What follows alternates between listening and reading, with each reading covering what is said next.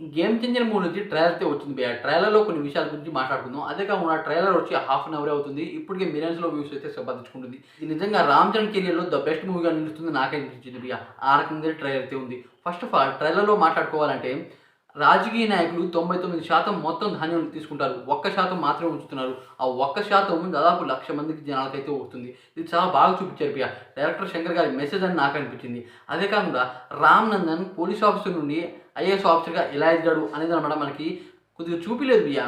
అంటే అలా జరిగింది అని చూపించారు కానీ ట్రైలర్‌లో పూర్తిగా ఏది చూపియలేదు. అయితే నాకు అనిపించింది ఏంటంటే రామ్ నందన్ పోలీస్ ఆఫీసర్‌గా ఉన్నప్పుడు అన్యాయాన్ని అయితే ఎదిరిస్తాడు భయ్యా.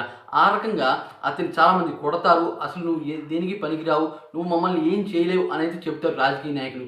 దాని కారణంగా ఆయన బాగా చదివి, బాగా స్టడీ చేసి ఆ రకంగా ఐఏఎస్ ఆఫీసర్ అయితే అవుతాడు.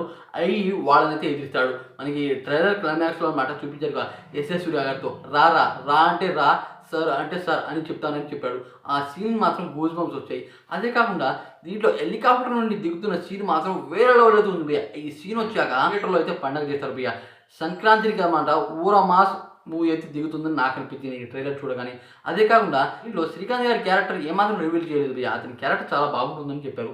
ఈ ట్రైలర్‌లో ఎందుకు మెన్షన్ చేయలేదు అని నాకు అనిపించింది. అదే కాకుండా దీంట్లో అంజలి గారి క్యారెక్టర్ చిన్నగా చూపించారు భయ్యా ట్రైలర్‌లో. కొన్ని సమయాల్లో స్పీడ్‌గా ఉంటేనే బాగుంటుంది మామ అని చెప్తుంది అంజలి. అదే కాకుండా ఇంకో సీన్ ఏంటంటే చనిపోతూ ఉంటుంది ఆమ. అది అప్పుడనమాట రామ్ నందన్ ఏడుస్తూ ఉంటాడు. అమ్మ అమ్మ అని. అది నాకు చాలా బాగా అనిపించింది భయ్యా. అదే కాకుండా రామ్ నందన్‌ని కొడుతూ ఉంటారు భయ్యా. అసలు ఎందుకు కొడుతున్నారు ఆయన్ని? తండ్రి క్యారెక్టర్ చూపించారు భయ్యా. కానీ తండ్రి క్యారెక్టర్ ఎక్కువగా చూపియలేదు. అసలు ఆయన ఎలా చనిపోయాడు? దేనివల్ల చనిపోయాడు? అనేది కూడా చూపియలేదు. అయితే మూవీలో మాత్రం వేరే లెవెల్‌లో వచ్చి చూపిస్తారని నాకైతే అర్థమైంది భయ్యా. ట్రైలర్ మాత్రం ఒక రేంజ్‌లో ఉందని నాకు అనిపించింది. మీకెలా అనిపించిందో కామెంట్ చేయండి. అలాగే వీడియో కొద్దిగా లైక్ చేసి ఛానెల్‌ని సపోర్ట్ చేసి సబ్స్క్రైబ్ అవ్వండి ఫ్రెండ్స్. ఇలాంటి మంచి మంచి అప్డేట్స్ ఇస్తూ ఉండాలి.